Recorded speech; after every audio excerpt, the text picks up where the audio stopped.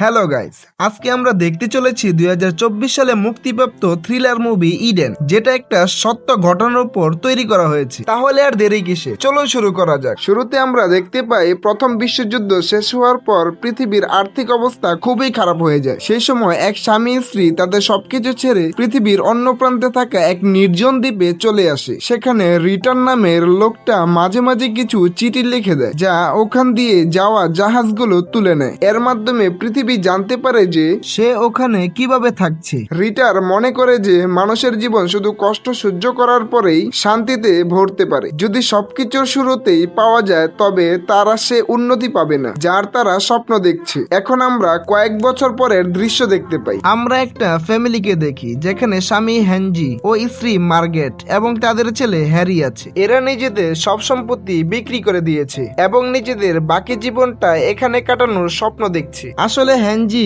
রিটারের জীবন দেখে অনেক বেশি প্রভাবিত। সে তার সব চেটে পড়ে ফেলেছে, আর এই জন্য সে সোজা তার স্ত্রীর কাছে যায়। সে তাকে বলে যে ডক্টর রিটারের লেখা চিঠিগুলো জার্মানিতে খুব বিখ্যাত হয়ে গেছে। যাই হোক, রিটার তাদের দেখে খুব একটা খুশি হয় না। রিটার এসে হ্যানিকে নিজের বাগানে নিয়ে যায় আর বোঝায় যে সে যেন ফিরে যায়, কারণ এখানে জীবনটা তেমন না যেমনটা সে ভেবে এসেছে। এই দ্বীপটা পৃথিবী থেকে আলাদা, আর এজন্য এখানে সেসব পাওয়া যাবে না যা তুমি স্বপ্নেও দেখোনি। পুরো ব্যাপারটা হলো যে সে নতুন আলাদা মেহমানদের ভয় দেখানোর চেষ্টা করছে, কিন্তু হ্যানজের কথা শুনে পরিষ্কার বোঝা যায় যে সে এখান থেকে যাওয়ার পাত্র নয়। এরপর রিটার তাদের গুহার কাছে নিয়ে যায়। তারা এখানে থাকতে পারে, কিন্তু এটা মনে রেখো যে এখানে পানি খুব কম, শুধু বৃষ্টির পানি জমিয়েই দিন পার করতে হয়। এখন তারা যাওয়ার পরে পুরো ফ্যামিলি কাজে লেগে পড়ে যাতে বৃষ্টির সিজন আসলে তারা পানি জমাতে পারে। তারা হাড়ভাঙ্গা পরিশ্রম করে আর একটা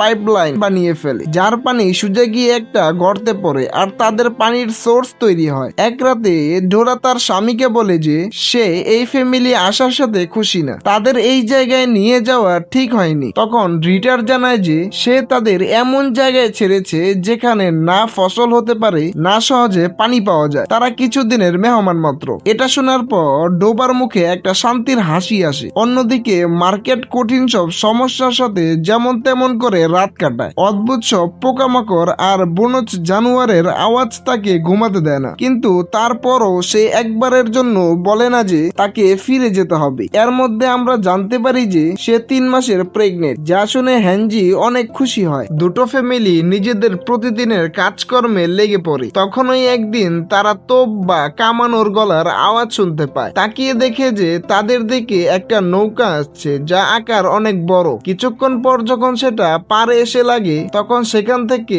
ব্যাটসনেস নামের এক মহিলা নামে, আর তার 2 প্রেমিক রবার্ট আর রুবিও তার সাথে আছে। এই দ্বীপের সৌন্দর্য দেখার পর ব্যাটসনেস ইমোশনাল হয়ে যায় আর স্বপ্ন দেখে যে সে এখানে একটা আলিশান রিসোর্ট বানাবে। এর মাঝে সে জানতে পারে যে এখানে এই ডাক্তার থাকে যার চিঠিগুলো বেশ ফেমাস, আর এই জন্যই সে ডোরার সাথে দেখা করতে যায় আর নিজের প্রশংসা করে বলে যে সে একজন ধনী মহিলা। সে একটা আলিশান রিসোর্ট খোলার কথা ভাবছে, তবে তার আগে সে এই মানুষগুলোর সাথে দেখা করতে চায় যে নিজের দমে প্রকৃতির ভান্ডারকে নিজের কন্ট্রোল করে নিয়েছে। তখন এই ভিতর থেকে রিটার কাপড় ছাড়াই বাহিরে আসে, যার সামনে সে তার প্রশংসা করে। রিটার জিজ্ঞেস করে তারা কোথায় থাকছে। এর জবাবে বোরনেস বলে সে সমুদ্রের পারে। তখন সে তাদের একটা জায়গায় নিয়ে যাওয়ার কথা বলে। পরে দেখা যায় তারা সবাই একটা পরিষ্কার পানি সোর্সে গোসল করছে, জাহেন যে তার ফ্যামিলির জন্য বানিয়েছিল।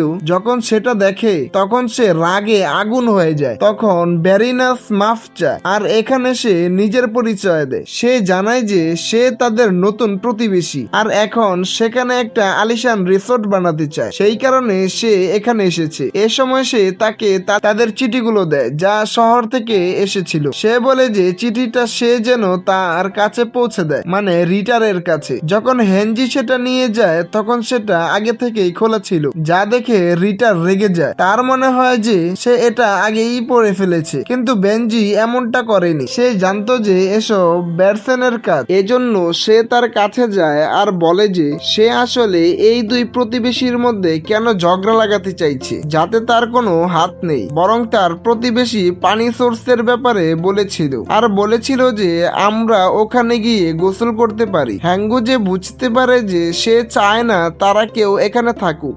এরপর সে রিসোর্টের পুরো ম্যাপ দেখে, যে ব্যাপারে ব্যানসন বলেছিল এই রিসোর্টটি শুধু কোটিপতিদের জন্য হবে, যারা এখানে এসে ফুর্তি করবে। কিন্তু হ্যানজির মনে হয় না যে এমন অদ্ভুত জায়গায় কেউ এত বড় রিসোর্ট বানাতে পারবে। তার এই কথাটা ব্যারনেসের খুব পছন্দ হয় না, এই জন্যই সে এখান থেকে চলে যায় কিছু না বলে। একদিন যখন রিটারের কাছে খাওয়ার কিছু থাকে না, তখন সে হ্যানজির ঘরে যায়, যেখানে সে একটা বুনো জানোয়ার শিকার করে মাত্রই এনেছে। তার এমন অবস্থা দেখে সে এই জানোয়ারের কিছু অংশ তাকে দিয়ে দেয়। আস্তে আস্তে সময় কাটতে থাকে। এখন ধীরে ধীরে বৃষ্টির মৌসুম আসতে শুরু করেছে, কিন্তু এখন গরম অনেক বেশি। হেনজি এখন প্রায় নিজেদের ঘর তৈরি করে ফেলেছে। এখন তো তাদের কাছে খাওয়ার জন্য সবজিও আছে, যেটা আজ প্রথমবার হয়েছে। কিন্তু অন্যদিকে রুডি হেনজির মতো চেষ্টা করার পরেও সে কিছুই করতে পারছে না। তার মেজাজ খিটখিটে হয়ে যায়, আর সে ক্যাম্পে পালিয়ে আসে, যেখানে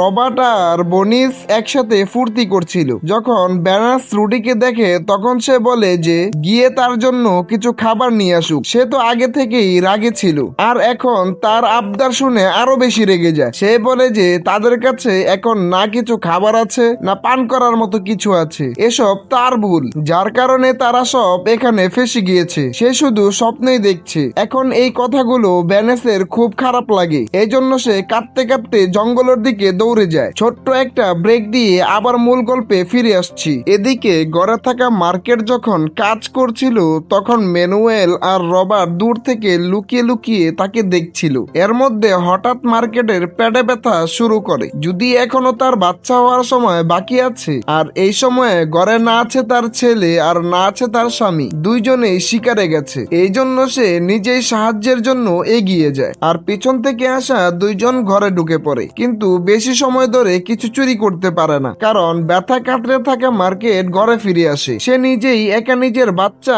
জন্ম দেওয়ার চেষ্টায় লেগে যায়। এই দুইজন তাকে দেখছিল, কিন্তু তার কোনো সাহায্য করে না। আর এর মধ্যেই হঠাৎ মার্কেট বাহির থেকে কারো চিল্লানোর আওয়াজ শুনতে পায়। সে বাহিরে গিয়ে দেখে যে তাদের এখানে কিছু বুনো কুকুর হামলা করেছে, যাদেরকে সে তাড়াতে গিয়ে সে নিজেই ফেসে যায়। আস্তে আস্তে ব্যথা বাড়তেই থাকে, তার সহ্য শক্তি ভেঙে যাচ্ছে। একটা সময় এমন আসে যে সে সেখানেই পড়ে যায় আর নিজের বাচ্চা জন্ম দিয়ে দেয়। তবে কিছু কুকুর হামলা করার চেষ্টা করে, কিন্তু সঠিক সময়ে হ্যানজি চলে আসে। এদিকে এই দুইজন লোকও খাওয়ার জিনিস চুরি করে ব্যার্নেসের কাছে যায়। সে বলে এটা তো এক সপ্তাহ চলবে না। এর মাঝে তারা তাকে জানায় মার্কেট একাই বাচ্চার জন্ম দিচ্ছে, আমাদের তার সাহায্য করা উচিত। কিন্তু পাথর মনের ব্যার্নেস তাকে যেতে দেয় না। কিন্তু ফ্যানি গাবড়াতে গাবড়াতে ডাক্তার রিটারের কাছে যায় আর তাদের সব সমস্যার কথা বলে। এখন ডোরা সাথে সাথে বলে যে একে ভেতরে নিয়ে আসো, আর রিডার চিকিৎসায় লেগে যায়। অনেক কষ্টের পর